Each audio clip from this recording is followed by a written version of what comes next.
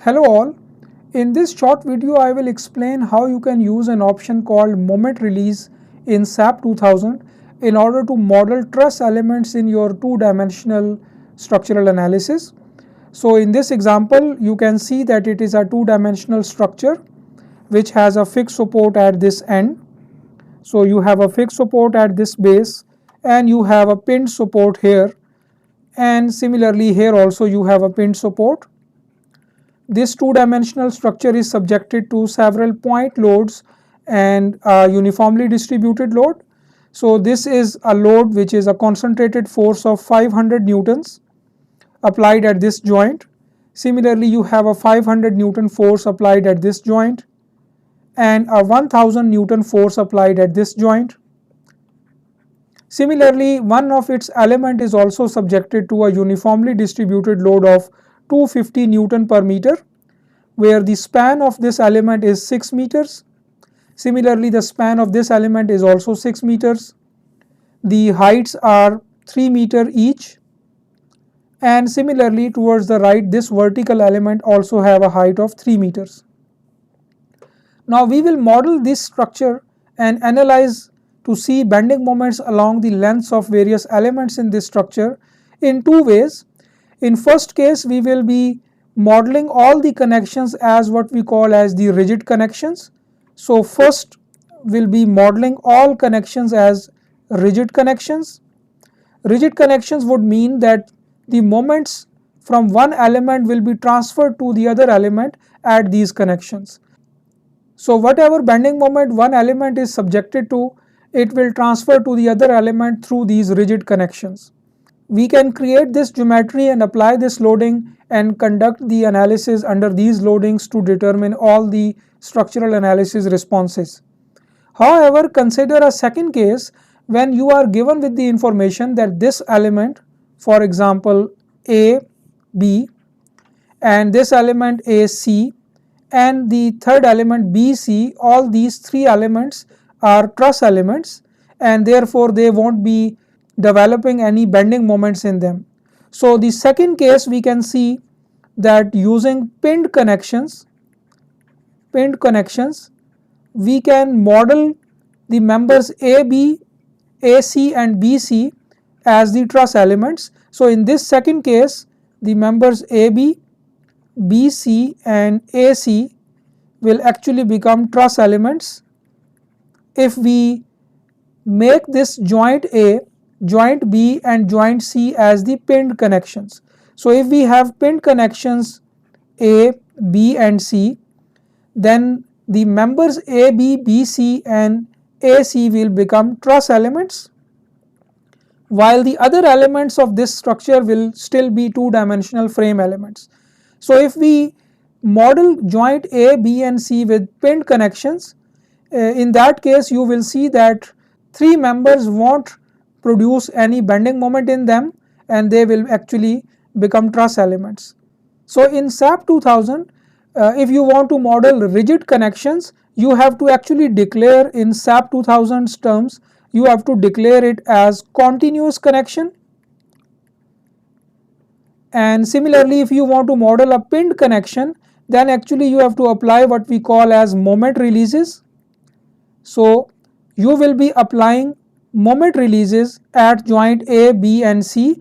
Actually at point C it doesn't really matter because it already have a pinned support there, but A and B need to be applied with moment releases.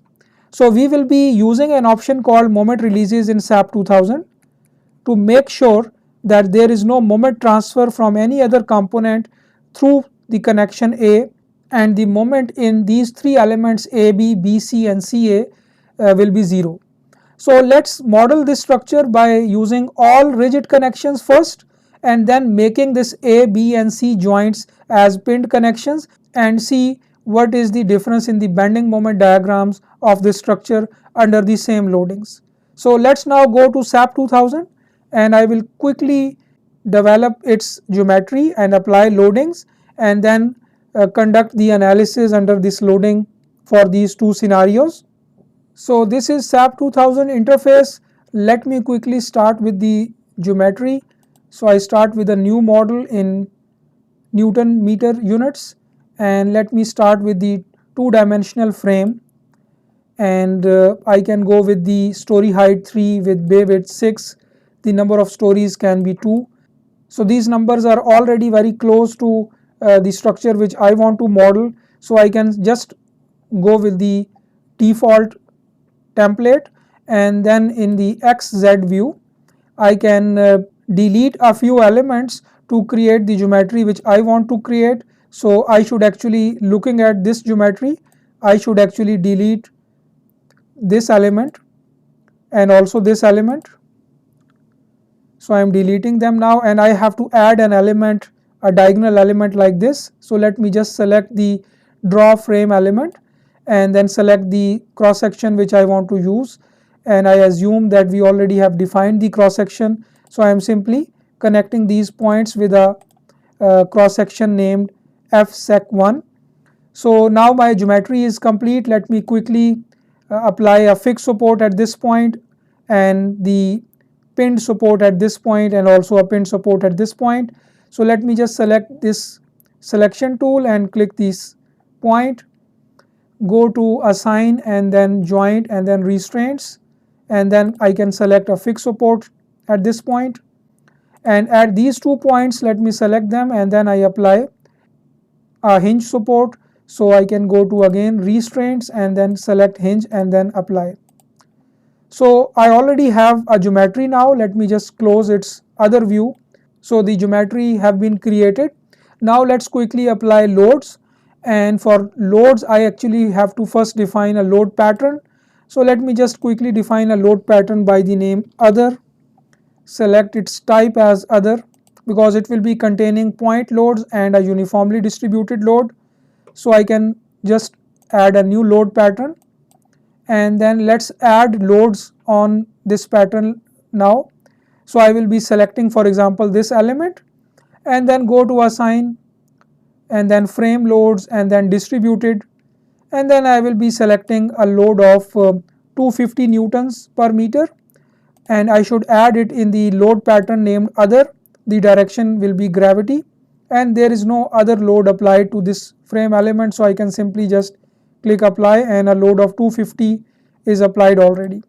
Similarly, I can select these 2 points and I have to apply a lateral load 500 Newton at both of these points. So I can go to assign again, and this time I will be going to joint loads and forces, and then in the global x direction I can apply a load of 500 Newton, but again I have to select the load pattern as other.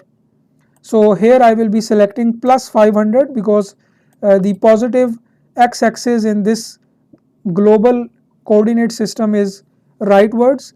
So I will be applying a lateral load of 500 Newton at both of these joints.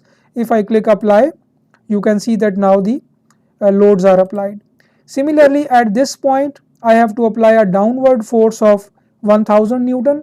So I can select that joint, go again to assign and then joint loads and forces, and then this time I can apply a force of minus 1000 in the global z direction, but the load pattern should be other, and then I click apply and you can see that 1000 load is applied already.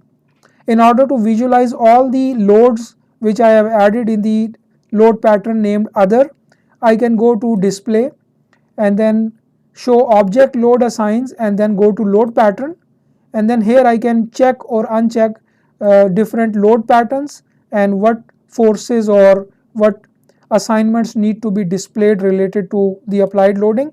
So I can select the load pattern as other, and then to all the joints I can check forces, and in the frames I can select the span loading forces, and then I can apply to visualize all 3 or 4 forces which I have just applied in the load pattern named other, right. So now I can quickly run the analysis for this load pattern named other, but before doing that I have to make a load case. So when I go to define load cases, you can see that program already have defined a load case named other, which will actually contain the load pattern named other. So if I modify it, you can see here that it is actually applying a load pattern named other, with a scale factor of 1, and it is a linear static analysis with 0 initial conditions. So I can just keep it as default and run the analysis for this load case named other. So I can go to analyze and then set analysis options. I can make it a 2D problem. For example, I can only select an XZ plane and then click OK. So the analysis will only be conducted in XZ plane with no Y axis, because you can see that my frame is in the XZ plane, right? It's a 2-dimensional frame. So we can reduce the analysis degrees of freedom by just setting it to XZ plane only. It will exclude the degrees of freedom corresponding to the Y axis from the analysis, and then I can also go again to the analyze and then run analysis option. It will give me this form in which it will ask which load cases need to be run for this run analysis case. So I can select the first 2 default load cases and set as do not run, and for third case named other I can run the analysis. So I can click on run now and then it will give me all the analysis results for this case, but before that I need to save this model. So let me call it as test 1 and then save that model, and then it will show me all the results. So let me just go to display and then show forces and then frame forces, and in that let me select the case named which is other, and then let me select the moment M33. This is the major moment under the downward forces which we have just applied. So I can click on apply and click OK. So now you can see the bending moment diagram of this frame structure under the applied loading, and you can see that these 3 elements AB, BC and AC, these 3 elements are developing a bending moment in them. So currently they are frame elements. They have the rotational degrees of freedom in XZ plane, and therefore they are producing bending moments corresponding to those degrees of freedom. However, now let's go to the second case when we want to make these 3 elements as the truss elements, which means we would be making this joint and this joint as the pinned joints, and therefore there will be no bending moment develop in these 3 truss elements. So in order to do that, let me unlock the model now and let me just introduce a new feature or new option called the moment releases option. So I will be making this particular joint as the pinned joint, similarly this joint and also this joint. There are 2 ways we can do that. One way is a more direct way, where while drawing or modeling these elements we can decide whether to make this particular joint as a pinned joint or a continuous joint. And second is that we can just select after the modeling and then apply what we call as moment releases, which will convert actually a continuous joint into a pinned joint. So let's first go with the moment releases option, and then I can also show you how you can model a pinned connection while modeling the element themselves. So let me first select these 3 elements which we want to make as truss elements. So I can just select them. So 3 frame elements are selected at the bottom. I can go to assign and then frames, and then go to this option called releases and or partial fixity. This form will appear which will allow me to release any action out of the 6 possible actions in 3-dimensional frame elements at the start end as well as at the other end of the element. So if I select the moment M33, which is the major moment under the applied forces in this example, I can select the start and end and simply click apply. It will simply release the moments at these 3 ends of these 3 elements. So this joint and this joint will become a pinned joint or a moment released joint with no bending moment produced in these 3 elements which are connecting these 2 pinned joints. We can also apply a frame partial fixity springs. Actually we can give a starting stiffness and an end stiffness, which will essentially make these 2 joints like a rusty pin joint, which will have some finite stiffness at both of its ends. But if you just keep this number default as 0, 0, which means you are applying complete moment release, and then there will be no bending moment in these 3 elements. So I just go with the default 0 0 in order to apply complete moment release at the both ends of these 3 elements, and I click apply, and you can see a symbol here which is telling us that now the ends of these 3 elements are moment release elements or pinned connections. So now if I run the analysis, I will see that there will be no bending moments in these 3 elements. So let me just run the analysis now again for the load case named other, this case, and now if I see the bending moment, I can confirm that these 3 elements are not having any bending moments in them. So the bending moment diagram confirms that the 3 elements are truss elements now and they don't have a bending moment in them. Now let's unlock the model one more time, and I will show you a second way of modeling the pinned connections. So let me just unlock the model now, and let me delete these 3 elements and draw them again, and this time while drawing the element I will select the pinned connections at both ends, and therefore it will become same as the moment releases option. So I am just deleting these 3 elements and I am drawing them again now. If you click on this draw frame option, you will see that you not only have to select a section, but you also have a select option for moment releases. So there are 2 options in that list, one is continuous and one is pinned. So the default option is continuous if you don't do anything, but now you can actually select pinned option and then can click on this point and then this point and then right click somewhere to tell the program that now the frame element has pinned connections. Similarly, you can draw from here to here also, and then the third element from here to here, assuming that all of 3 elements have the same cross sectional property and pinned connections. And now you can go out from that drawing mode by clicking on the selection tool, click on this node, go to assign and joints and restraints to apply a hinge support at this point. So I can just click on apply by selecting hinge support, and now my geometry is complete. Now I also have to apply that 1000 Newton load here because it was applied here previously. So let me just select quickly this node and go to assign and then joint loads forces and then apply a negative 1000 Newton load in a pattern named other. Click on apply, and you can see that there are 3 point loads. There is a uniformly distributed load here which you can confirm by simply going to display, show object load assigns and then load pattern and then selecting the suitable options and click apply. So you can see that your all 4 loads are applied. But this time you know that the ends of these 3 elements are pinned connections and you selected while drawing those elements or while modeling those elements, right? So I can run the analysis again to see the bending moment diagram. So I just click on run now,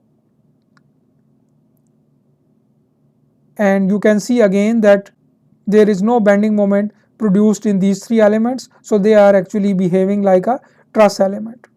Actually there can be a third way also to apply moment releases or apply the pinned connection at both ends of a particular frame element.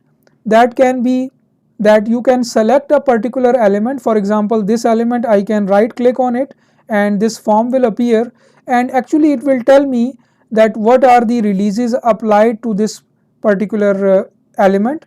So it says that the 3 actions torsion M2 and M3 are released. Similarly on the end J, the other end, M2 and M3 are released. So M3 is actually the primary bending moment which is included in the releases. Similarly, if you double click on this partial fixity springs option, you will be redirected to the same form in which you can check or uncheck in order to apply a particular moment release, or you can delete all releases by simply clicking no release and then click OK, right? So if I simply go to a 2-dimensional frame element, which is this one, you can right click on this element and you can see here that the releases is set to none, right? But if you go to this element, you will see some releases and M3 is included in that release. So now this can be a third way in which we can after modeling a particular element, we can right click on it and then apply the releases on the assignments form. So I hope that this short description would be useful for you in order to differentiate between both of the connection types. One is continuous, which transfers moments from one connecting element to another connecting element, and second is the pinned connection, which doesn't transfer moments from one connecting element to the other element, and therefore there will be no bending moments in those elements which have both ends as the pinned connections. So actually they will only be having axial forces, which mean they will be truss elements. Thank you for listening to me.